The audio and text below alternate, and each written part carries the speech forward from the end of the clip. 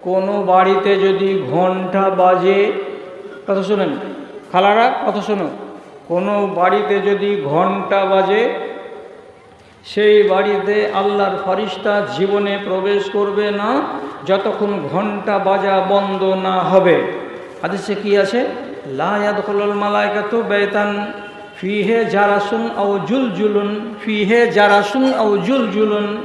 এমন একটা বাড়িতে আল্লাহর ফেরেশতারা ঢুকবে না যে বাড়িটাতে ঘন্টা বাজে কিংবা যে বাড়িটাতে নুপুরের আওয়াজ শুনতে পাওয়া যায়। আমি তো ছোট মৌলবি, ঘন্টা মুসলমানের বাড়িতে বাজবে কেমন কথা, আর নুপুর বাজবে এটা কেমন কথা?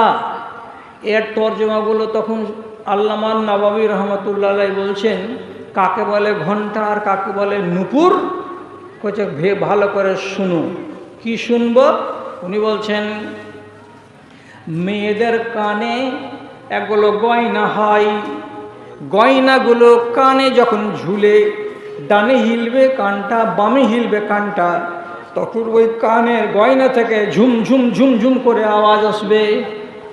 অথবা মেয়েদের পায়ে যদি পাজেব থাকে আর পাজেবে যদি ছোট ছোট নুপুর লাগানো থাকে, আংনাতে থালি মাজার কালে, বাসন মাজার কালে, ঝাড় দেওয়ার কালে কোনো নারীর পায়ের পাজেব থেকে যদি ঝুনঝুন ঝুনঝুন করে আওয়াজ আসে, তার গয়না দিয়ে যদি সব সময় ছিন ছিন ছিন ছিন করে আওয়াজ আসে, তাহলে এইগুলোকে নবীজি বলছেন ফিহে জারাসুন আও জুলজুলুন, ছোট ছোট ঝিনঝিন ঝিনঝিন করে যদি আওয়াজ বেরোয়, তাহলে এই আওয়াজগুলো ইবলিস শয়তানকে বড্ড ভালো লাগে। ওরা সাত বাপ বেটা মিলে বাড়ির ভেতরে আশ্রয় নেয় আর নিয়ে হাসে আর আনন্দ করে আর বলে, কি বলে কথাটা, যে এই কাতলামারি থেকে যে বউটাকে এনেছে বাড়িতে, এর গয়নাগুলো কত মজাদার, যতক্ষণ ও বাড়িতে আছে ততক্ষণ ঝুনঝুন ঝুনঝুন করে বাজছে আর আমাদের শান্তি মিলছে, আমাদের মনে আনন্দ হচ্ছে। এই বলে ইবলিস শয়তান যদি আনন্দ করে তো ওই ঘন্টার কারণে, ওই আওয়াজের কারণে বাড়িটাতে রহমতের ফেরেশতা আর ঢুকবে না। আর তুমি যত শান্তি দিতে চাইবে বাড়িতে শান্তি হবে না। আর একটা সোজা তর্জমা কি? পাকা বাড়ির পেছন সাইডে একটা টিনের চালা আছে, টিনের চালাটার ভেতরে একটা আপনার পোষা গাভী আছে, গাভীটার গলাতে আপনি একটা ঘন্টা দিয়ে দিয়েছেন। এই ঘন্টাটা গাভীটা যতবার করে মশা হাঁকাচ্ছে কানটাকে এমনি যেমনি করছে বেজে উঠছে, আবার একটু এদিকে হিলছে 20 বার 30 বার 10 বার ওই ঘন্টা বাজছে। কোথায় বাজছে? বাড়ির ব্যাক সাইডে বাজছে। কার গলায় বাজছে? গরু বাছুরের গলায় বাজছে। একদম পরিষ্কার ভাষাতে রাসূলুল্লাহ বলেছেন কোনো জীবের গলাতে কখনো ঘন্টা ধ্বনি ঝুলানো যাবে না। এখন নতুন যুগ তো, খালি বহুটিকে যদি দায়ী করি কই যে তোমার গয়না বাজছে ঝুনঝুন করে তো তুমি দোষী, তাহলে মদটা বগল বাজাবে, বলছে যাহারা বেঁচে গেছি। মদটা তুমিও হুঁশ করো, তুমিও ঘন্টা বাজাও। কোনঠে বাজাই ঘন্টা মৌলবি সাহেব? তোমার বাপ যেগুলো চোখে দেখেনি তুমি সেগুলো আজকে ব্যবহার করছো। কিসের দৌলতে? সায়েন্সের দৌলতে। বাড়ি বানিয়েছো কোটি টাকা দিয়ে, সাজিয়েছো কোটি টাকা দিয়ে, তারপরে তোমার জিভ হরেনি হাদিসকে পায়ে দোলে দিয়ে, হাদিসকে পায়ে কুচলে দেওয়ার জন্য তুমি একটা নতুন জিনিস আবিষ্কার করেছো। তা কি? তোমার গেটের মেন দরজার পাশে ছোট্ট করে একটা সুইচ বসানো আছে, আর সুইচের নিচে লেখা আছে ইংরেজিতে কলিং বেল। কলিং বেল মানে মানুষকে ডাকার জন্য, এটা বেল মানে ঘন্টা। এইবার এই জমানার লোক সব তো সাবালক, বাড়ি এসে যদি এমনি করে আওয়াজ দেয়, বলে শহীমুদ্দিন আসো বাড়িতে, তো শহীমুদ্দিন তো থাকবে, শহীমুদ্দিনের বাড়িওয়ালি আগে আওয়াজ করে বলবে কি, তুমি ঢেঁট লোক এটেছি, কি কে মানুষের নাম ধরে ডাকছে, শহীমুদ্দিন করছে। কলিং বেলটা টিপতে পারে না, ওটা কি চোখ ঢেলা বাড়ি আছে নাকি?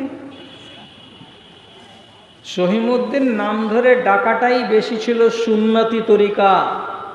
আপনি সুন্নতকে বুড়ো আঙুল দেখে বসালেন কি কলিং বেল, শরীয়ত কি বলছিল? গেটের কাছে এসে সালাম দিতে হবে, আসসালামু আলাইকুম, ভাই শহীদুদ্দিন আছেন, আসসালামু আলাইকুম। এটা হলো সুন্নতি তরিকা। এখন সুন্নাত চলবে না, এমনি করে কলিং বেল টিপে দিলেন, গায়ের নাম নিব না। এই যন্ত্রপাতিগুলো বিপদ করে ছেড়ে দিচ্ছে। ফারাক্কা স্টেশন থেকে 6-7 কিলোমিটার দূরে এক গ্রামে আছি। যে ঘরে শুইতে দিয়েছে সেই ঘরে শুয়ে আরামের তো ব্যারাম হয়ে গেল। প্রতি 10 মিনিট অন্তর অন্তর মাথার উপরে কলিং বেল বাজছে, কে যেমনি টিপছে সাথে সাথে বলছে বাঁশুরিয়া यही पुकारे आबल मा नदिया के किनारे नदिया के किनारे। হলো একবার, ফের 10 মিনিট পরে আবার কে টিপলো, বাঁশুরিয়া अब यही पुकारे आबल मा नदिया के किनारे नदिया के किनारे। এটা তো গান। যতবার টিপছে ততবার গান বাজছে, যতবার টিপছে ততবার আজব আজব ধরনের মিউজিক বাজছে, টিন টিন টিন টিন করে, কিন কিন কিন কিন করে যত রকমের ঘন্টা ধ্বনি আপনার ওই কলিং বেল থেকে বেরিয়ে আসছে। আপনি এটা মনে মনে রেখেলেন যে আপনিও ঘন্টা বাজাচ্ছেন। যতদিন পর্যন্ত আপনার কলিং বেল থেকে সহি কথা বেরিয়ে না আসবে, কি কলিং বেল কিনেলেন, টাকা দিয়ে পাওয়া যাবে, যেমনি টিপবেন ভিতরে বলবে আসসালামু আলাইকুম, বরাए मेहरबानी दरवाज़ा खोल दीजिए, আসসালামু আলাইকুম, বরাए मेहरबानी दरवाज़ा खोल दीजिए। পকেটে টাকা আছে, টাকা খরচ করে ভালো কলিং বেল বসিয়ে দেন, ইবলিশ শয়তান তাড়া খাবে আর আপনি আল্লাহর শরীয়তের কাছে গিরফ পারবেন না। আর আপনি করেছেন রং তামাশা, আপনার বাড়িওয়ালি বাজাচ্ছে ঝুনঝুনি বাজনা আর আপনি বসিয়েছেন কুনকুনি বাজনা। আর সে বাজনা যে বাড়িতে বাজবে, রাসূলুল্লাহ কি বলেছেন, ওই বাড়িতে আর আল্লাহর ফেরেশতারা থাকবে না। একটা লোক কাবার দরবারে চলে গেছে, সাদা কাপড় নিচে পড়ে আছে একটা, আর সাদা বগলের তল দিয়ে ঘাড়ে ঝুলিয়ে রেখেছে একটা। আর ওখানে যে তার বলছে লব্বাইক আল্লাহুম্মা লব্বাইক লব্বাইক লা শারীকা লাক লব্বাইক, আল্লাহ তোমার দরবারে হাজির, আমি তোমার দরবারে হাজির হয়ে গেছি। এইরকম করে গলা ফাটাচ্ছে আর বলছে লব্বাইক আল্লাহুম্মা লব্বাইক। এই কথাটা শোনা মাত্রই আল্লাহ রাব্বুল আলামিন আকাশ থেকে আওয়াজ দিয়ে বলছেন মালবাসুকা হারামুন ওয়া মাতআমুকা হারামুন, তোমার পেটের খাবার যেগুলো খাচ্ছ, যে টাকাগুলো তোমার পকেটে আছে এগুলো হারাম টাকা, এবং হারাম টাকার তোমার কাপড় তোমার গায়ে আছে। হারাম টাকার কাপড় পরে আর হারাম টাকার খাবার খেয়ে আমার দরবারে এসে যদি 1000 বার করো, 1000 বার করে বলো আমি হাজির, আল্লাহ তোমার দরবারে আমি হাজির। আল্লাহ তাআলা বলছেন লা লাব্বাইক ওয়ালা সাআদাক, আমি তোমার জন্য হাজির নই, আমি তোমার জন্য হাজির নই। তুই আলী একাই, তুই চলে যাবি একাই, আমি তোর কথা শুনবো না। পোশাক হারাম, টাকা হারাম, দোয়া কবুল হলো না, গেল আর 10 কেজি খেজুর নিয়ে বাড়ি এসে একলা একলা কইছে আমি অমুক হাজি। আল্লাহ ওকে হাজি বানায়নি। তাহলে হারাম টাকা হতে গেলে যদি দোয়া কবুল না হয়, বাড়িটা যদি হারাম টাকার তৈরি হয়, কি করে দোয়া কবুল হবে ওই বাড়িতে? আপনার তো প্রশ্ন নেই, কেন যে আপনি বড় কন্ট্রাক্টর, আপনি দিল্লি বোম্বাই কন্ট্রাক্টারি করার টাকা পেয়েছেন, বাড়ি বানিয়ে নিয়েছেন। আর এক গেল লোক কন্ট্রাক্টরের টও নয়, টও নয়, অথচ তার বাড়ি দেখতে গেলে টুপি মাথা থেকে পড়ে যাচ্ছে, ধান্দা লেগে যাচ্ছে, ধন্দ লেগে যাচ্ছে, জানলে এই টাকা কোথায় পেল? জিজ্ঞেস করলেন টাকা কোথায় পেয়েছো? কোন কন্ট্রাক্টরের সাথে গিট্টি দেওয়া বালু দেওয়া ব্যবসা করছিল, করতে করতে করতে করতে একসঙ্গে যখন অ্যাডভান্স পেয়ে গেল 30 থেকে 40 লাখ টাকা, মাল দিব মাল দিতে দিতে ঘুপ করে বসে যায়, বলছে আমার টাকা মেরে দিয়েছে কন্ট্রাক্টরে, আপনাকে টাকা কোথা থেকে দেবো? মুফতে 30 লাখ টাকা কামাই করে নিয়ে বাড়ি বানিয়ে দিয়ে গট গট গট গট করে স্ট্যান্ডে হেঁটে পড়েছে, দেখবে না কি বাড়ি বানিয়েছি। টাকাটা কিসের? ওই পাক্কা হালাল টাকা। হ্যাঁ, বাংলাদেশের সঙ্গে কারবার করছে কোটি কোটি টাকা। টাকা একবার নিল গরু কিনবো বলে 40-50 লক্ষ টাকা দিয়ে দিল, আর একবার মাল নিয়ে গেল না। ফোন করছে হ্যালো, গেল, পাত্তা নাই। এক নিমেষে 40 লক্ষ টাকাকে বেইমানি করে নেওয়ার পর ঠাটবাটার বাড়ি করে নিল, ঘুরছে। একবার যদি খালি পঞ্চায়েতের মেম্বার হতে পায় বা জেলা পরিষদ হতে পায়, তাহলে 14 গোষ্ঠী খাবে, এত বড় বড় বাড়ি করে নিচ্ছে। একদিন কুঁকড়া হয়ে কাঁদবে কাঁদবে কাঁদবে, 10 জনার সমান একাই কাঁদবে। কেন, কখন কাঁদবে? কথাটাকে মনে রাখেন, যতদিন গায়ে যৌবন থাকে ততদিন মানুষের ভয় হয় না। মরণের যত নিকটে মানুষ যাবে তত মানুষ পরেশগার হবে, দিনদার হবে, আল্লাহওয়ালা হবে। যত বড় ডাকাত হোক না কেন, ডাকাতের বেটা ডাকাত হোক না কেন, 60 বছর যেদিন পার হয়ে যাবে সেদিনও আল্লাহওয়ালা হয়ে যাবে। আমি চ্যালেঞ্জ করে বলছি, দুনিয়াতে আমি হাজার দেখেছি এরকম লোক যারা ছিল ডন এক জমানায়, তারা যখন বুড়া হয়ে গেল তখন ওরা হয়ে গেল ভিজা বিড়াল। বুড়া হতে গেলে মানুষ কি হয়ে যাবে? বুজরুগ হয়ে যাবে। বাঘও খুব সিয়ানামি করে যৌবনকালে, আর যখন বুড়া হয়ে যায় তখন কারোর উপরে আক্রমণ করেন না, পরেশগার হয়ে যায়। আপনি সেদিন পরেশগার হয়ে যাবেন, আর নির্জনে বসে বসে ডুকরে ডুকরে কাঁদবেন আর পানি ঝরাবেন, আর ঘরের দিকে তাকাবেন আর বলবেন, কোন টাকা কাকে মেরে শুনুন, কার টাকা হজম করে শুনুন, কার টাকাকে বরবাদ করে শুনুন। এইরকম করে একা একাই কাঁদবেন, আর হারামের বিল্ডিংকে দেখবেন, আর দেখার পর চোখের পানি ঝরিয়ে ঝরিয়ে কাঁদবেন। কবরে চলে যাব, ফাট করবে কারা তো বেটারা, ওরা কি আমার পাপের ভাগিদার হবে? ভাগিদার হবে না। আজকে মজা লাগছে না? জমানাটা খাতারনাক বলে বলতে পারি না। আমার চোখের সামনে এই এলাকা বলছি 20 কিলোমিটার চৌহদ্দির মাঝখানে এমন বাড়ি আছে, টিপটপ বাড়ি। এখন ওই ক্ষমতা নেই, পাওয়ার নেই হাতে, বাড়িতে চুন করার মতো টাকা নেই, অথচ 3 তলা ঠাট বাটের বাড়ি তৈরি করা আছে। তখন কি ছিল? সরকারের দেওয়া চাকরি ছিল। কি তুমি? আমি পঞ্চায়েতের মেম্বার। হারামের টাকা দিয়ে বাড়ি করে সেই বাড়িতে সুখ খুঁজবেন? ওই বাড়িতে সুখ পাওয়া যাবে না। বাড়িতে যদি শান্তি আনতে হয়, তাহলে আপনাকে আমি যেটা কথা বলছি মানেন তো মানেন, আর না হলে পা দিয়া শানেন, আমার কোনো দুঃখ নাই। কি?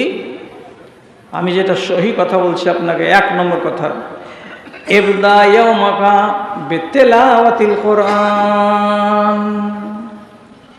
আপনার সকালটা শুরু হবে কোরআনের তেলাওয়াত দিয়ে। আমেনা, ফতেমা, রহিমা, মাস্তারা, রিজিয়া, যতটি খালা আছো, যতটি বোন আছো, কান খুলে শোনো রে। সকালবেলায় ফজরের নামাজ আদায় করার পর তুমি ঝাড় ঝাঁটা দিতে যেও না। তোমাকে আমি তোমার বড় ভাই বারণ করে বলছি, সংসারের কাজে হাত দিও না। একটু দাঁড়াও, একটু দাঁড়াও। কি করতে হবে? সংসারের কাজে হাত দেওয়ার আগে সর্বপ্রথম তোমাকে অল্প করে হতে গেলেও কোরআনের তেলাওয়াত আগে করতে হবে।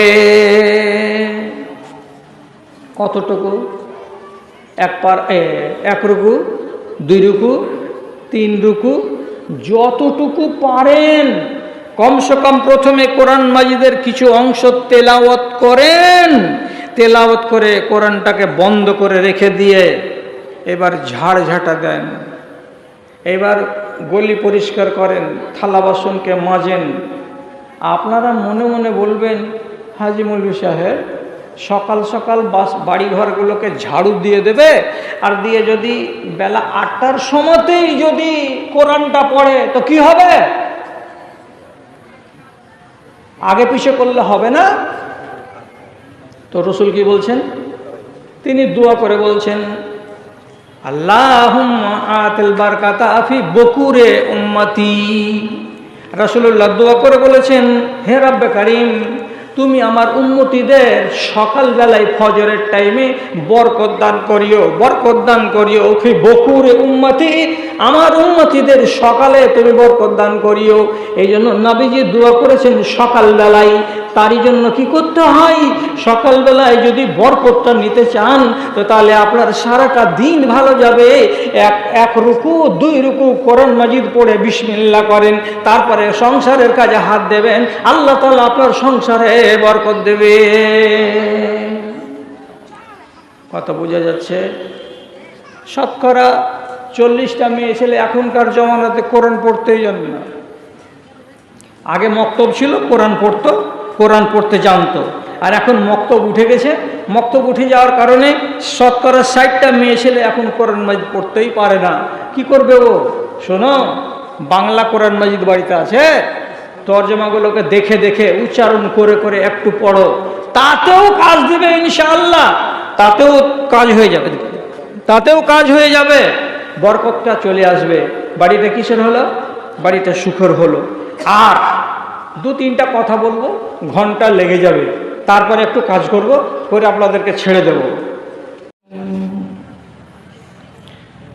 মাননীয় সভাপতি সাহেব, সমবেত এই গ্রামের তথা পার্শ্ববর্তী অন্যান্য গ্রাম থেকে আগত জ্ঞানপিপাসু দিনদরদি আমার প্রাণের ভাই ও বন্ধুরা, এবং মজলিস থেকে অনতি দূরে এক পার্শ্বে শান্তশিষ্টভাবে বসে থাকা অবলা সরলা আমার স্নেহের মা ও বোনেরা, আল্লাহর শুকরিয়া আদায় করছি যে জালসার সিজনের একেবারে আরম্ভে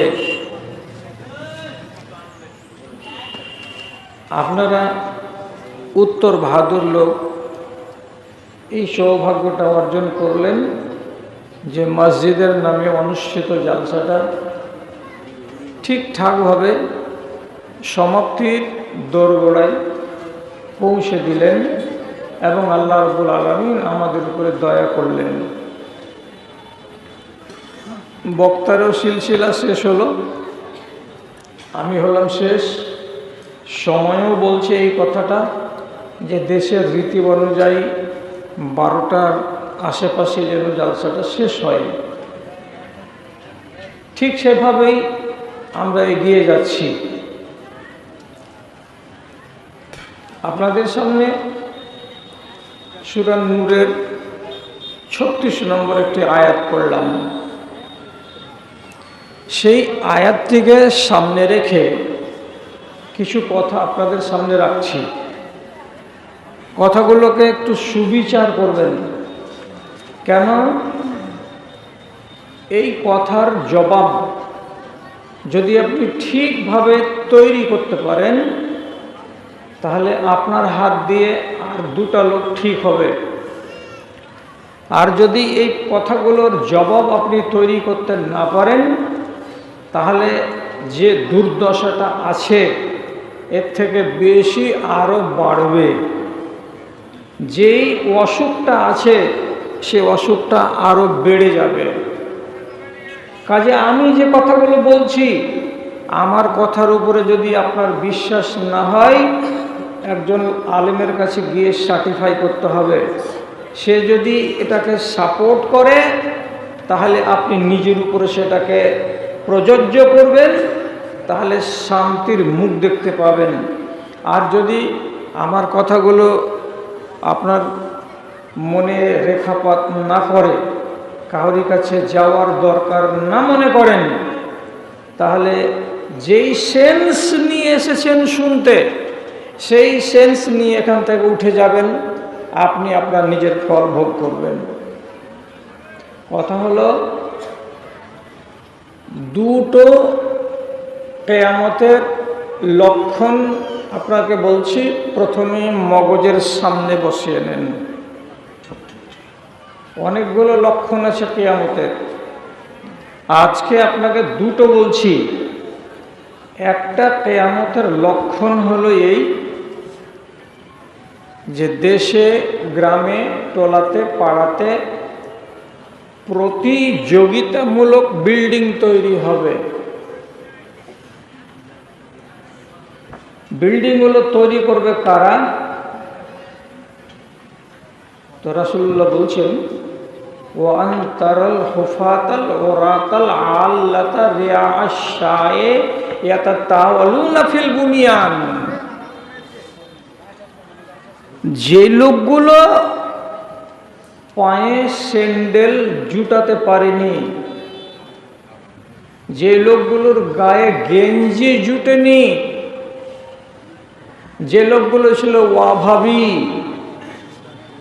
একটু যদি চা খেতে হয়েছে তো মুখ দেখতে হয়েছে যে কেউ আমাকে এক কাপ চা যদি দেয়। আর তাদের পদমর্যাদা কি ছিল?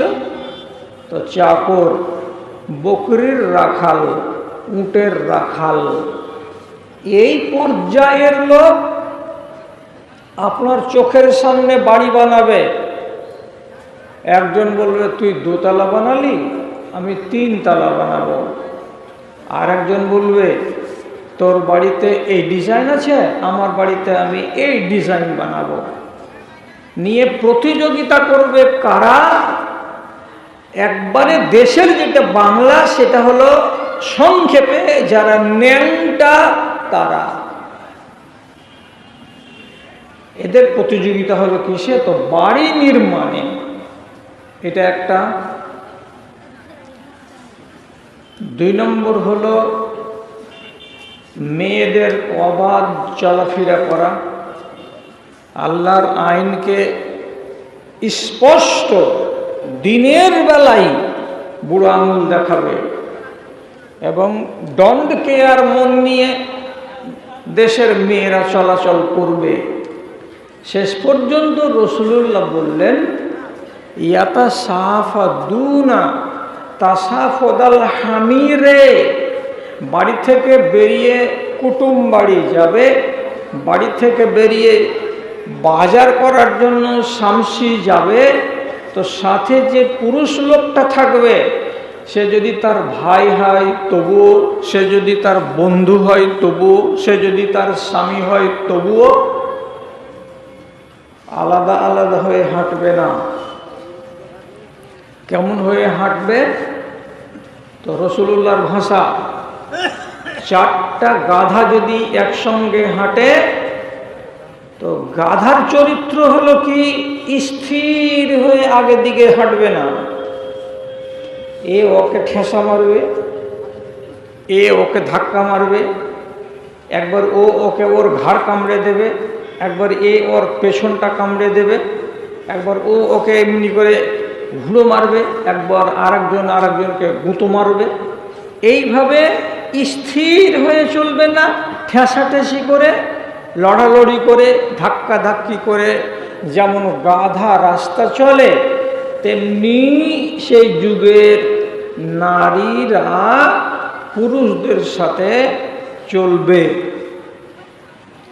শেষ পর্যন্ত ওই যুগের যারা ভদ্রলোক ওদের আচরণ দেখে, তার মানে যেটা বাংলা বললাম খারাপ সেন্সে নিয়েন না, যে বাংলাটা বললাম কামড়া কামড়ি, এই রমণীদের এই দুর্ব্যবহার দেখে সেই যুগের যারা শরীফ ইনসান, যারা ভদ্রলোক, তারা একটা কথা বলবে। কি বলবে? লাউ ওয়ারাইতুম ওয়ারাল জেদার, এই ছেলে এই মেয়ে তোমরা দুজন যে এরকম করে আঙুলে আঙুল ভরে দিয়ে হাঁটছো, ঘাড়ে ঘাড় লাগিয়ে হাঁটছো, কাঁধে কাঁধ লাগিয়ে হাঁটছো, দেখতে বড্ড নোংরা লাগে, বড্ড খারাপ লাগে। এইরকম করে ঘাড়ে হাত দিয়ে কুলাকুলি করে না চলে, বসে এইরকম একজন আরেকজনকে আলিঙ্গন না করে যদি তোমরা এই দেয়ালের পিছন দিকে চলে যাও, গিয়ে দেয়ালের পিছন দিকে নির্জন জায়গাতে বসে নিজেরা কামড়া কামড়ি করো তো সেটা ভালো হয়। এইরকম রোডের উপরে কামড়া কামড়ি করিও না। চড় মারা সম্ভব নয়। জোর করে ডাঁটবেন, যাই কার বেটা তুই রে, কার বেটি তুই রে, বদ ব্যবহারের এমন কেন করছিস, এরকম কথা বলার সাহস হবে না। এই জন্য যারা বুদ্ধিজীবী, যারা একটু ভালো মানুষ, তারা ওদেরকে মশওয়ারা দিবে যে এইখানে কেন এরকম করছো, দেওয়ালের পিছন দিকে চলে যাও। এটা কি ভালো মশওয়ারা হলো? না। কেন এটা দিল? বাধ্য। তাহলে এই একটা বদ রীতি যখন সমাজে মাথা চাড়া দিয়ে উঠবে আর এ বাড়ির প্রতিযোগিতা শুরু হবে, সেদিন দেশে অশান্তি বেড়ে যাবে। অশান্তি কিসের? 3 তলা বাড়ি, বাড়ির ভেতরে অশান্তি মানে? খেয়াল করে দেখবেন, স্বামী স্ত্রীতে গাল ফুলাফুলি, রান্না বান্না করেছে তো যদি বৌমা থাকে তো খেতে দিচ্ছে, বুড়িটা ঘরে শুয়ে আছে, ই যদি বলে করে তোর মা কোনটা গেছে রে, তো তোমাকে কি খাইতে কেউ দেয়নি নাকি? বুড়ি বুড়ি করতে এসছো এখানে। স্বামীকে খাওয়াবে সে দায়িত্বটা মনে করবে না, সুখ নাই, বেটাতে বউতে সুখ নাই, শাশুড়িতে বৌমাতে মিল নাই। বাড়িখানার ভিতরে এত সুন্দর আয়োজন, তথাপি এখানে শান্তি বলে কোনো জিনিস নাই। কেন নাই? এত টাকার বাড়িতে শান্তি না থাকার মানেটা কি? দুটো কথা মগজে করুন, দু সাইডে রেখে দেন। বাড়িটাতে যদি শয়তানের বাস করার মতো যোগ্য পরিবেশ থাকে, তাহলে কোটি টাকা দিয়ে বাড়ি করেও সুখ পাওয়া যাবে না। বাড়িটা যদি দুতলাই হয়, রং যদি না করতে পেরে থাকেন, আর সেই বাড়িটাতে যদি আল্লাহর ফরিস্তাদের থাকার মতো জায়গা হয়, তাহলে পরে সেই বাড়িটাতে সুখ পাওয়া যাবে, শান্তি পাওয়া যাবে, বাড়িটাতে কোনো ঝগড়া হবে না। কেন যে আল্লাহর ফরিস্তা যদি আপনার বাড়িতে বাস করে তো রহমত নাজিল হবে। আর আল্লাহর ফরিস্তাকে বাদ দিয়ে যদি বাড়ির ভেতরে শয়তানের থাকার জায়গা করা যায়, তো যত আপনি টাকার মালিক হবেন শান্তি খুঁজে পাওয়া যাবে না। কেন যে ইবলিশের কাজ হলো আগুন লাগানো। আপনাকে ছেড়ে কথা বলবে? ইবলিশের তো জানি দুশ্মন কারা? এই ইনসানেরা। ও পেলে তো ধরবে আর জাহান্নামের সাথী বানাবে। এই জন্য তো পাওয়ার নিয়ে এসেছে আল্লাহ তাআলার কাছ থেকে। এই জন্য ইবলিশ খাটছে কত জানেন? কত খাটে? আপনি যখন ওযু করতে বসবেন, আপনার ওযুটাকে নষ্ট করে দেওয়ার জন্য একগুলো শয়তান আছে। সেই শয়তান ওযুটা নষ্ট করতে পারলে আপনার নামাজ বরবাদ করে দেবে। তাহলে কত বড় শয়তান! একগুলো শয়তান আছে, আপনার নামাজে দাঁড় হয়ে যাওয়ার পরে 2 করলেন না 3 রাকাত করলেন, সূরা পড়লেন না, এগুলো বিভ্রান্তি করে দেওয়ার জন্য এক শয়তান আছে। যদি নামাজটাকে কমিয়ে দিতে পারে তাহলে আপনার ঠান্ডা করে দিল, আর নামাজ যদি আপনার বাড়িয়ে দেয়, ভুল করে দেয়, তবুও তার লাভ হলো। এই জন্য আপনার নামাজকে বরবাদ করার জন্য শয়তান লেগে আছে। এমন পর্যন্ত হাদিসের ভেতরে আছে, আপনি মিয়া বিবি দুজনে সুখের জিন্দেগি কাটাচ্ছেন, আপনাদের মাঝখানে কোনো একটা ছোট্ট কথাকে নিয়ে এসে আগুন লাগিয়ে দেবে। আর আগুন লাগিয়ে দিয়ে স্বামী স্ত্রী এতটাই ফরকে যাবে যে স্ত্রী একটা চোকাট ধরে একটা পাশি ধরে রাত কাটাবে, পুরুষ আর একটা পাশি ধরে রাত কাটাবে। সারাটা রাত কেটে যাবে, কিন্তু ছপের খাটের মাঝখানে তারা দুজন গায়ে গা লাগাতে আসবে না। এও শয়তান এখানে কাজ করবে। তো শয়তানকে আপনাকে ছেড়ে কথা বলছে? বাড়িতে কার থাকার জায়গা আপনি করেছেন, এইবার নজর দিব, তাহলে শান্তি আর তাহলে অশান্তি আমি নিজের চোখে দেখতে পাবো। যেগুলো কথা বলছি, যে হাদিসগুলো বলছি, প্রথমে কিন্তু মগজে খুব ধাক্কা লাগবে যে এই কথাগুলো তুমি একটা দুনিয়াতে মৌলবি আছো না, আর আমাদের দেশে মৌলবি আছে। মৌলবি অনেক আছে, আমি অস্বীকার করিনি, কিন্তু যদি আমি ভুল বলি তো তার আমি সাজা নিতে রাজি আছি। এই হলো শেষ কথা। রাসূল করিম সাল্লাল্লাহু আলাইহি সাল্লাম বলছেন, গুরফাতুন লিজাওজে ওয়া গুরফাতুন লিজাওজাতে ওয়া গুরফাতুন লিজাইফে ওয়া রাবিউহা লিশাইতান। কি তর্জমা? ভাইয়ান উত্তর ভাদুর লোক, সামাল দেন কথাটা। বাড়ি করেছেন কয়তলা? 3 তলা। 3 তলাতে কয়টা বেড আছে? 6টা বেড, শুবার ঘর। ছেলে কয়টা? একটা। ছেলের জন্য একটা কামরা। হাদিস কি বলছে? বাড়ির মালিকটার জন্য একটা কামরা, তাতে বিছানা কাঁথা থাকবে, আলনা থাকবে, সবই থাকবে। আপনার স্ত্রীর জন্য একটা কামরা, তাতে বিছানা কাঁথা সবই কিছু থাকবে, আলনা ফালনা থাকবে। আর একটা কামরা হবে কার জন্য? তো মেহমানের জন্য। যদি কোনোদিন মেহমান আসে তো ওই মেহমান আপনার বিবির বিছানায় যাবে না, ওই মেহমান আপনার নিজের বিছানায় শোবে না, মেহমানের জন্য আলাদা একটা জায়গা করতে হবে। 3টা হলো। তারপর 4 নম্বর, যদি বিছানা লাগানো ঘর থাকে তো এটা কার? রাসূলুল্লাহ বলছেন ওয়ারাবিউহা লিশাইতান। যদি 4 নম্বর কামরায় একটা সুন্দর ছপের খাট থাকে আর তাতে ড্রেসিং টেবিল যদি সাজানো থাকে, আয়েশা আরামের সব বন্দোবস্ত করা থাকে, আর মানুষ যদি না থাকে, রাসূলুল্লাহ সাল্লাল্লাহু আলাইহি সাল্লাম বলছেন ওই 4 নম্বর কামরাটা কার? তো তোমার বাড়িতে ইবলিস শয়তানের। ইবলিস শয়তান ওই খাটে শুয়ে থাকবে আর ইবলিস শয়তান হাসবে, আরাম করবে।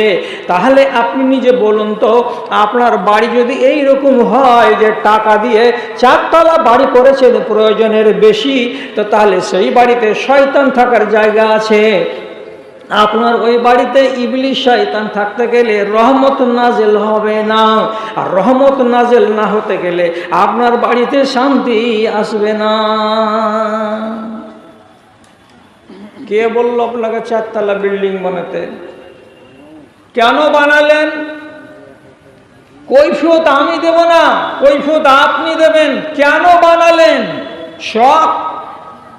শখের কপালে আল্লাহ রাব্বুল আলামিনের পক্ষ থেকে ঝাঁটা পড়ে যাবে। যদি দরকার লাগে সিস্টেম করে রেখে দেন, বেটার পরে পোতারা বানাবে, সুবিধা করে রেখে দেন। আর আপনি আপনার বানালেন, বেটাদের জন্য বানালেন, আর কবে আগামীতে পোতা হবে তার জন্য বানিয়ে রেখে দিলেন। তো আগামী দিনে পোতা আস্তে আস্তে আর বউ হতে হতে আপনি কবরে চলে যাবেন। ততদিন পর্যন্ত বাড়ির এক্সট্রা কামরাগুলোকে সাজিয়ে রেখেছিলেন, তাতে কে বাস করেছিল? তো ইবলিস শয়তান। রাসূলুল্লাহর হাদিস অনুযায়ী আপনি যেমনি একটা উল্টো কাজ করতে গেলেন শরীয়তের, আপনাকে চেপে ধরলো ইবলিস, আর ইবলিস চেপে ধরাতে বাড়ি থেকে শান্তি পালিয়ে গেল, ঝগড়া চলে আসছে, বাম দিক থেকে টের পাচ্ছেন না আপনি। বিশ্বাস করবেন কি, আমাদের গ্রামে, নাম বলছি না, আমাদের গ্রামে একজন ভালো আলেম ছিলেন, গত হয়ে গেছেন। একজন আলেম হওয়া সত্ত্বেও তিনি একদিন করলেন কি, গোবর ফেলার মাদের কিনারাতে বসে পিশাব করলেন, পিশাবগুলো গোবরে গিয়ে পড়ল। তারপর দিন থেকে শয়তানকে ধরে নিয়েছে। নমাজি মানুষ, কোরআন হাদিস জানা মানুষ, যা তা বকতে শুরু করলো। আমরা গেলাম ওর ছাত্ররা, তো সোজা সোজা বলছে একটু কোরআন তেলাওয়াত করো, আরাম পাবো। কোরআন পড়ছি তখন স্থির থাকছে, আর যখন কোরআন বন্ধ করে দিচ্ছি আজে বাজে কথা বলছে। শেষ পর্যন্ত ওকে জিজ্ঞেস করা হলো, যখন একটু স্থির হলো তখন, এটা কেন হলো? আপনার মতো মানুষকে জিন কেন ধরলো? আপনার মতো মানুষকে শয়তান কেন আক্রমণ করলো? তো জবাব দিয়ে বলছেন, তুমি যদি সুযোগ দাও শয়তান সুযোগ হাতছাড়া করবে না।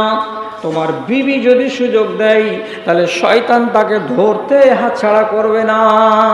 কি তুমি কি জানো না নবীজি নিষেধ করেছেন কয়লার উপরে পায়খানা করবে না, পিশাব করবে না, গোবরের উপরে পিশাব করবে না, পায়খানা করবে না। কেন? যে গোবর এবং কয়লা এবং হাড্ডি এগুলো হলো তোমাদের জাত ভাই নয়, তোমাদের ভিন্ন জাতি জিনেদের খোরাক। এইগুলো যদি নষ্ট করো তো তাদের মনে রাগ হবে।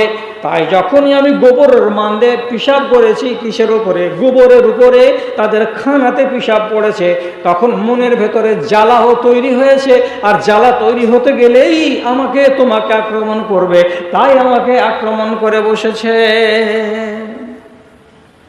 সুযোগ পেলে শয়তান ছাড়বে না। বাড়িতে আপনি মালায়েকাদের থাকার ব্যবস্থা করে দিবেন, 3 তলা বাড়িতে আরাম পাওয়া যাবে। আর তার চাইতে বড় কথাটা হলো এই যে রাসূলুল্লাহ হাদিসের ভেতরে বলেছেন, ইবনে আব্বাস রাদিয়াল্লাহু তাআলা আনহু থেকে বর্ণিত হয়েছে, তো তিনি বলছেন কুল মা শেতা ওয়ালবাস মা শেতা ওয়ামা খাতাতকুম খাসলাতানি আস-সাখার আল, তোমরা যত পারো খাও, যেমন করে যেদিন যেটা রান্না করার আছে রান্না করো আর খাও, আর যত তোমরা পারো পড়ো, পড়তে তোমাদের মানা নাই, কিন্তু ওয়ামা আখতাকা খাসলাতাইনি, তো দুটা খাসলত যেন তোমাকে না ধরে, দুটা খাসলত থেকে সাবধান থাকবে। পড়বা যত পড়ো, খাবা যত খাও, কিন্তু দুটো খাসলত সম্বন্ধে সজাগ থাকো। কি কি? তো নবীজি বলছেন সারাফুন ওয়া মাখিলাতুন, তোমার কাজের ভেতরে যেন ইসরাফ না হয়, তোমার কাজের ভেতরে যেন কি হয়, প্রয়োজনের চাইতে বেশি বেশি খরচ না হয়ে যায়, এবং তুমি যেগুলো করতে যাচ্ছ তাতে তোমার অহংকারের বু যেন না থাকে, অহংকারের যেন একটুখানি লেশ মাত্র তাতে না থাকে। যদি তোমার কাজে অহংকার থাকে এবং তোমার খানার ভেতরে, তোমার কাপড়ের ভেতরে যদি কি থাকে, ইসরাফ থাকে, মানে অতিরিক্ত খরচ এবং ব্যয়বহুল হয়, তাহলে পরে তোমাকে ছাড়া হবে না। বেশি হতে গেলেই তোমাকে ছাড়া হবে না। এবার বাড়িটাকে মিলান, বাড়িটাতে যে যতটি ডিজাইন করা আছে এতটি ডিজাইনের দরকার ছিল। এটাকে মোল্লা টাউন, এটাকে কলকাতার বাজার, কোন গুলকিতে একটা বাড়ি করেছি, পকেটে পয়সা হয়েছিল, মারলাম ডিজাইন ডানে আর বামে, আগে আর পিছিয়ে, এদিকে আর সেদিকে। এসরাফ হয়নি, অপচয় হয়নি। জিজ্ঞেস করুন নিজের মনকে। তাছাড়া আপনার পোশাক, আপনার স্ত্রীর পোশাক পরুন, বানান, নিষেধ নেই, কিন্তু মনে রাখতে হবে পোশাকের ভেতরে যদি অহংকার থাকে তাহলে পরে তুমি গেলে। যদি পোশাক তৈরি করার পেছনে তোমার মনের ভেতরে অহংকার ফুটে উঠে, তাহলে তোমার বাড়িতে আর সুখ থাকবে না। আমি এবার আদবের সাথে যদি এই উত্তর ভাদুতে এসেছি, তবে উত্তর ভাদুর কোনো একটা বড় বাড়িতে ঢোকার অনুমতি চাই। আর চাওয়ার পরে যদি বলি আমার এই খালাটার ঘর কোনটা, এইটা, ওর যদি আমি আলমারিটা দেখতে চাই, যে খালা তোমার একটাও জিনিস আমি নিব না, তোমার আলমারিটা আমি শুধু দেখব, তোমার যেটা ড্রেসিং টেবিল আর এই কাপড় সাজিয়ে রাখা তোমার যেটা আলমারি, সেই শোকেসটা আমাকে একবার দেখতে দাও, আমি শুধু একবার দেখব। দেখে আমি একটা কথা বলবো, আমি একটা মাঝারি মানের একটা ছোট জ্ঞানের আমি একটা মৌলবি, দেখতে দিবে? কোনো বেটি ছেলে রাজি আছে? যদি বলে আমি রাজি আছি, তো তোমার বাড়িতে তোমার যদি শোকেসের ভেতর থেকে 20 জোড়া কাপড় বের হয়, আপনারা বলছেন হ্যাঁ 20 জোড়া কখনো কাপড় বাইর হয় নাকি কাউরি? অসম্ভব লাগছে। এতখানি উঁচা করে কাপড় তা করে করে করে করে সাজানো আছে। যেদিন যেটা পরবে, ব্লাউজ লাল তো শাড়ি লাল, শাড়ি লাল তো সায়া লাল, সায়া লাল তো ওড়নি লাল, সবই লাল। একটা হলুদ নিয়েছে তো হলুদ, সবই হলুদ। একটা মেঘলা রং নিয়েছে তো সবই মেঘলা রং। এইরকম করে করে ডিজাইন করে করে করে এতটা উঁচা করে রেখেছে। খালাকে আমি জিজ্ঞেস করছি আদবের সাথে, তোমার ঘরের সাম সাইডটা আমাকে দেখতে দেবে, কতটি হাঁড়ি আছে, কতটি কলসি আছে, কতটি গ্লাস আছে, কতটি সরপোষ আছে, কতটি পিরিচ আছে, কতটি চামচ আছে, এইখানে যতটি মেয়ে ছেলে বসে আছে একে জিজ্ঞেস করুন। ওর আলমারির উপরে, ওর সাম সাইডের উপরে আল্লাহর কসম, একটা ছোট হাঁড়ি, একটা সেজো হাঁড়ি, একটা মেজো হাঁড়ি, একটা বড় হাঁড়ি, একটা গামলা, 12 ডজন 10 ডজন থালা, 20টা 30টা 40টা করে গ্লাস। আর আমাদের দেশে নতুন নতুন কোম্পানির এই যে কাঁচ উঠেছে আর পিয়ালা উঠেছে, লাউ পোলা লাউ পোলা, যত বেটি ছেলের মুখে সুবহান আল্লাহর বদলে এখন খালি লাউ পোলা লাউ পোলা লাউ পোলা। একটা পিরিচের দাম 150 টাকা সাজানো আছে। এবার যদি আদবের সাথে জিজ্ঞেস করা যায়, এতটি জিনিসের কি তোমার দরকার আছে? নাই। 3 ডজন থালি ঘরের ভেতরে কেন? এতটি শাড়ি কি তোমার দরকার আছে? নাই।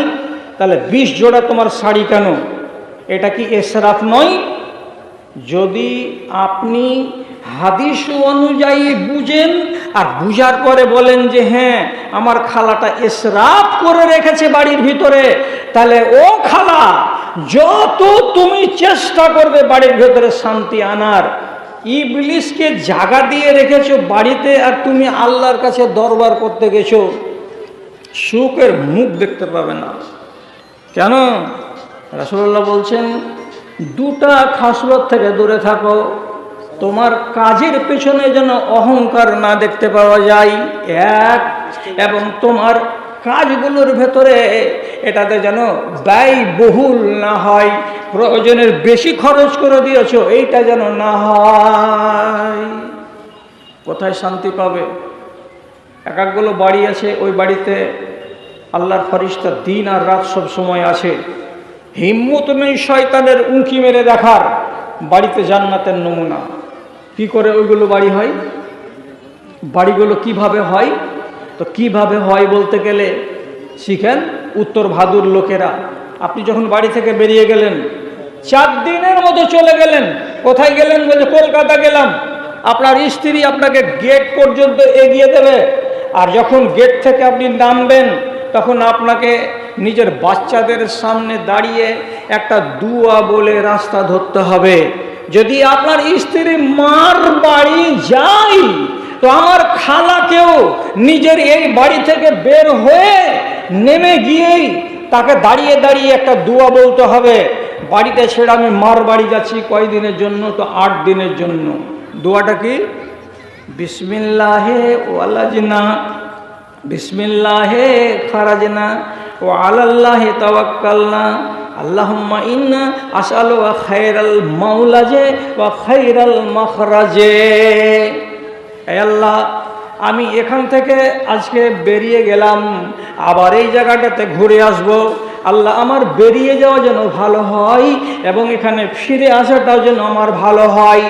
বের হওয়ার কালে দোয়াটা পড়বেন, আর যখনই 4 দিনের সফর শেষ করে মায়ের বাড়ি থেকে আবার নিজের বাড়িতে যখন প্রবেশ করবেন, গেটের কাছে পা দেওয়া মাত্রই আবার এই দোয়াটাকে ফিরিয়ে দিতে হবে। তো ঘরের ভেতরে ঢোকার পর আগে যদি বলে আল্লাহুম্মা ইন্নী আসআলুকা খায়রাল মাওলাজে ওয়া খায়রাল মাখরাজে, এই দোয়াটা বলে যদি কোনো নর এবং কোনো নারী তার বাড়ির ভেতরে প্রবেশ করে, তো ইবলিস শয়তান তার চামচাদেরকে ডেকে বলে, চল রে চল, এ বাড়ি থেকে চল, লা মাবিতা লাকুম, এ বাড়িতে থাকার জায়গা মিলবে না, এ বাড়িতে তোমাদের আর আমাদের আশ্রয় মিলবে না। এখানে আল্লাহর বান্দা এবং আল্লাহর বান্দি আল্লাহর কাছে সাহায্য চেয়ে নিয়েছে, কাজে আল্লাহর ফেরেশতা ঢুকে গেছে বাড়িতে, আমাদের এরা ঠাঁই হবে না। কাকে ঢুকালাম? দুয়াটা পড়ে বাড়িতে ফেরেশতাকে ঢুকালাম। ফেরেশতা কোনোদিন আপনার অমঙ্গল চাইবে আর বলবে যে আল্লাহকে বরবাদ করে দাও, আল্লাহকে হালাক করে দাও, এটা বলবে কি? ফেরেশতার কাজ হলো দোয়া করা। তাহলে আপনি ফেরেশতার জন্য বাড়িটাতে জায়গা করে দেন, আর আউট করেন কাকে?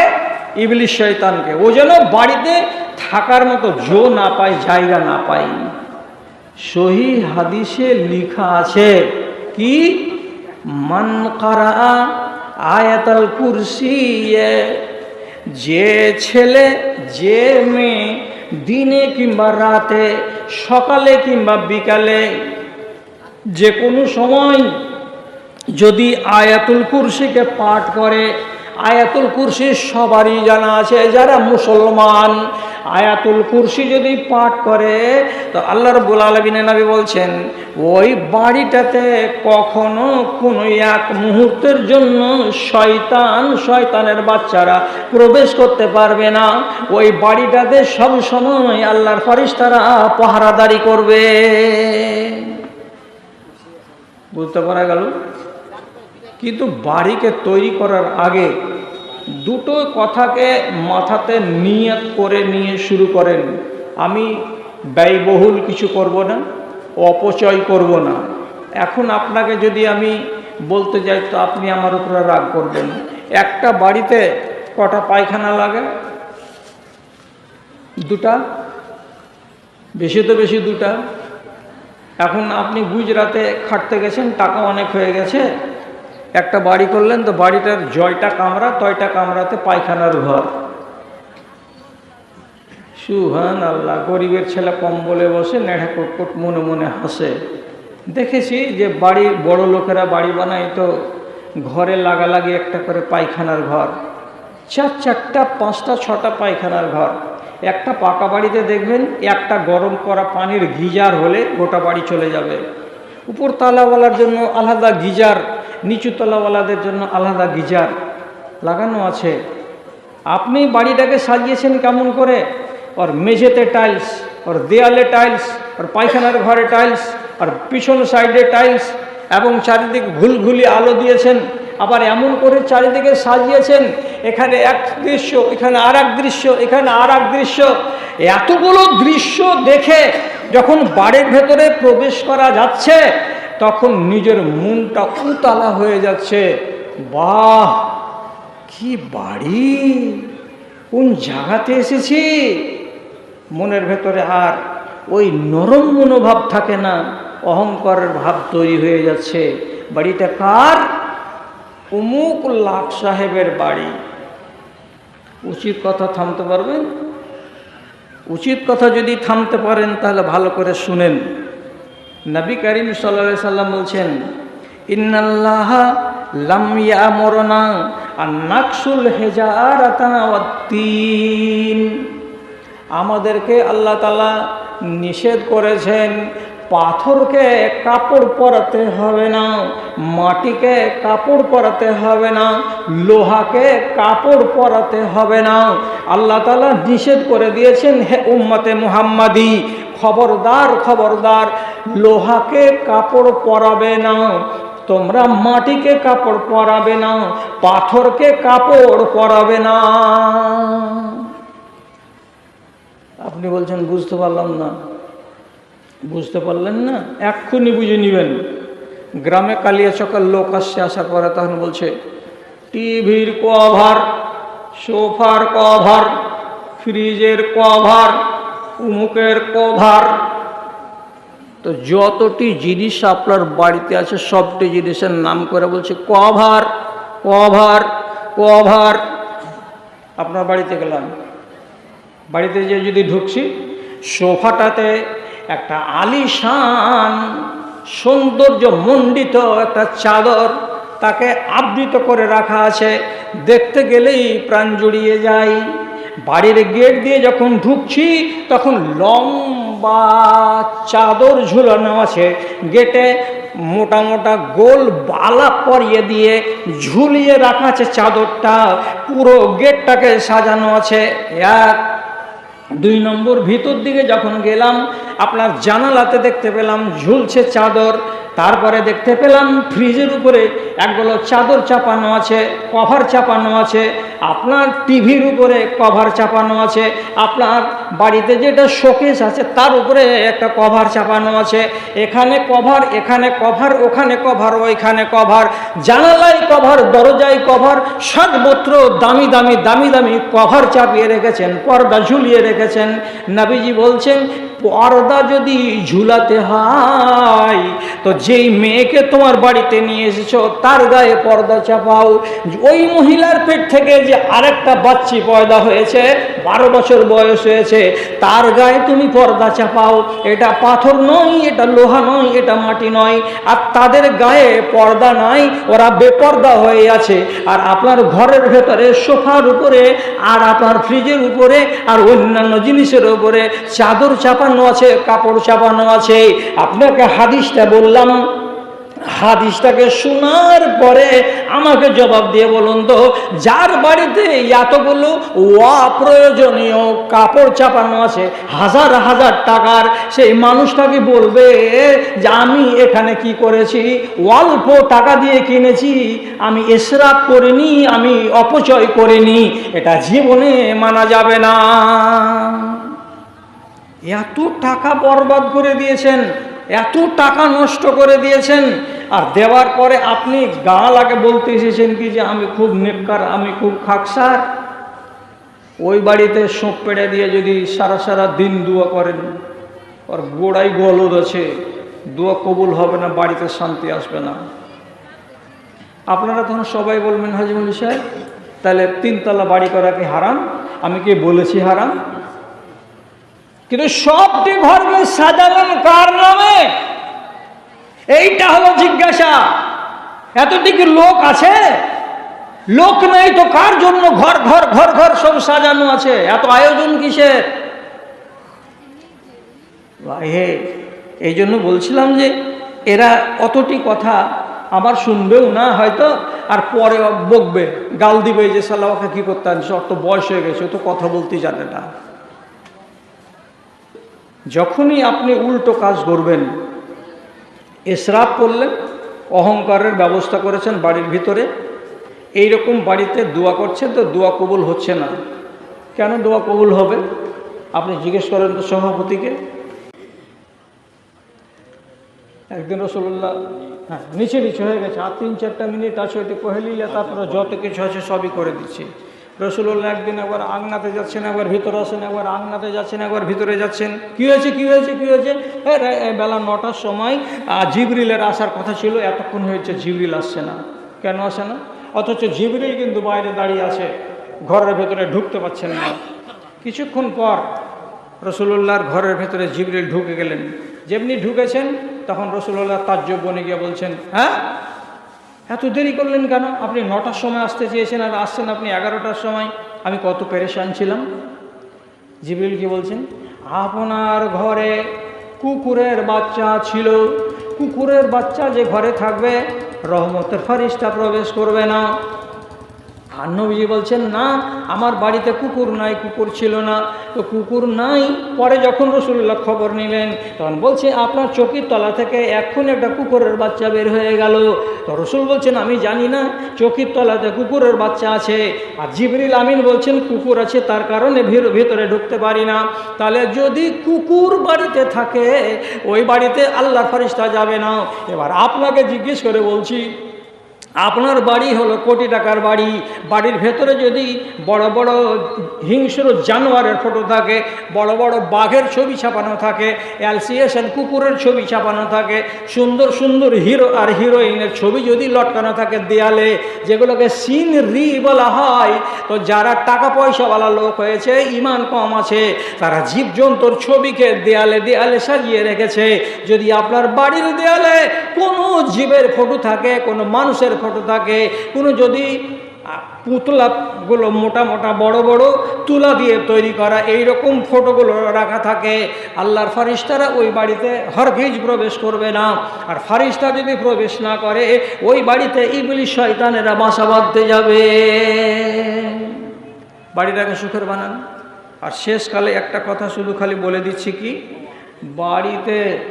বাড়িতে যদি পচা গন্ধ থাকে আল্লাহর ফেরেশতারা যাবে না। কিসের পচা গন্ধ জি? নবীজি বলছেন লা তাদখুলুল মালায়েকাতু বাইতান ফিহি বাউলুন মুক্তানাউন। ওই বাড়িতে আল্লাহর ফেরেশতারা যাবে না যে বাড়িতে পচা মুত আছে, পচা পিশাব আছে। পচা পিশাব যদি বাড়িতে থাকে তাহলে আল্লাহর ফেরেশতারা নাকে কাপড় দিয়ে দূরে সরে পালিয়ে যাবে। পচা পেশাব মানেটা কি? তো পচা পেশাবের মানেটা হলো এই, মানুষের একগুলো লোকের অভ্যাস আছে রাতের বেলায় গামলাতে পেশাব করে, রাতের বেলায় ছোট ছোট বাসন রেখে দেয়, বাইরে যাবে না বলে ওইখানে পেশাব করে দিল, রেখে দিল। আল্লাহ পাকের নবীর লকড়ি দিয়ে কাঠ দিয়ে তৈরি করা একটা গামলা ছিল, সেই গামলাতে নবীজি রাতের বেলায় পেশাব করতেন, সকালবেলায় সেটাকে বাইরে ফেলে দেওয়া হতো। কিন্তু কোনো মানুষ যদি এটা অভ্যাস করে আর রাতের পেশাবকে সকালবেলায় ফেললো না, সকালেও থাকলো, ফের রাতের বেলায় অতি পেশাব করলো, আবার জমা থেকে গেল, এইরকম করে যদি পেশাব দিনের পর দিন হতে জমা হতেই থাকে, তাড়াতাড়ি করে সাফ না করে, তাহলে এই জমা হওয়া পেশাব যে বাড়িতে থাকবে সেই বাড়িতে কোনোদিন আল্লাহর ফেরেশতা যাবে না। কেন? যে দুর্গন্ধ। এবার এটাতে যদি আল্লাহর ফেরেশতা না যায় তো যে বেরাদারটা, যে ভাইটা আমার জিন কাপড়ের ফুল প্যান্ট 3 দিন ধরে একটা পরলো, পেশাব করার কলে তো পানি নেয়নি, বসতে তো পারবেই না, বিনা পানিতে পেশাব করেছে, করে ওই ফুল প্যান্টটাকে একটা আলগানিতে এমনি করে ঝুলিয়ে রেখেছে একটা কাঁটাতে, আবার আর একটা ধরেছে, ওটা কালো হয়েছে একটু বা কিছু হয়েছে, ওটাকে ঝুলিয়ে রেখেছে। ঘরের কাঁটাতে আলগানিতে 6টা 7টা ফুল প্যান্ট ঝুলছে, প্রত্যেকটা ফুল প্যান্টে ওর নিজের পেশাব লেগে আছে, কোনোটা 8 দিন আগেকার, কোনটা 10 দিন আগেকার, কোনটা 15 দিন আগেকার। আপনি বলেন এত নোংরা এই ফুল প্যান্ট যদি এতে ঝুলে, আপনার ঘরের ভেতরে ঝুলে, তো গামলাতে পেশাব আছে বলে যদি ফেরেশতা না যায়, তো ফুল প্যান্ট ঝুলবে তো ওই বাড়িতে ফেরেশতা চলে যাবে। একজন 300 টাকা দিয়েছে স্ত্রী অসুখের জন্য দোয়া চেয়েছে, একজন 500 টাকা দিয়েছে মাতা পিতার নামে দোয়া, একজন বেনামিতে 100 টাকা, আর একজন 4300 টাকা দিয়েছে, 4300 মানিসুর রহমান ওই বাইরে থেকে আদায় করে এনে দিয়েছে। বাইরে থাকে আচ্ছা আচ্ছা, এতটি টাকা, এটা একটা দোয়া, তোমরা দিয়ে দাও। এটি টাকা এলো, আর এটি মেয়েদের পক্ষ থেকে এসেছে মোটামুটি 1200 টাকা, তো দোয়া চেয়েছে। আর কত টিকি আছে? উঠে না, উঠে না, 2 মিনিট থাম, 2 মিনিট থাম, তাহলে দোয়াটা করে আর ওয়াজ হবে না।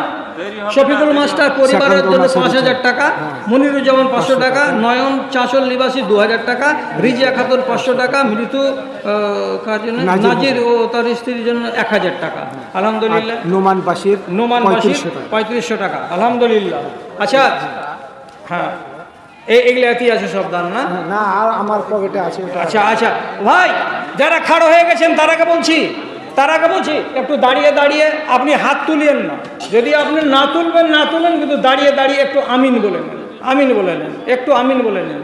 আল্লাহুম্মা সালাম ওয়া মিনকাস সালাম তাবারাকতা ইয়া যাল জালাল ওয়াল ইকরাম ইয়া আরহামার রাহিমিন ইয়া হাকামাল হাকিমিন ইয়া সারিখাল মুস্তাসরিফিন ইয়া গিয়াসাল মুস্তাগিসিন রব্বানা আলাইকা তাওয়াক্কালনা ওয়া ইলাইকা নাবনা ওয়া ইলাইকাল মাসির। আল্লাহুম্মা ইগফির লি আবাইনা ওয়া লি আজদাদিনা ওয়া লি উম্মাহাতিনা ওয়া লি আসাতিজিনা ওয়া লি শায়ুখিনা ওয়া লি আহবাবিনা ওয়া লি মান হাক্কুন আলাইনা ওয়া লি জামিল মুমিনিনা ওয়াল মুমিনাত ওয়াল মুসলিমিনা ওয়াল মুসলিমাত আল আহইয়াই মিনহুম ওয়াল আমওয়াত ইন্নাকা মুজিবুদ দাওয়াত বিরহমাতিকা ইয়া আরহামার রাহিমিন। সুবহানা রাব্বিকা রাব্বিল ইজ্জাতি আম্মা ইয়াসিফুন ওয়া সালামুন আলাল মুরসালিন আলহামদুলিল্লাহি রাব্বিল আলামিন।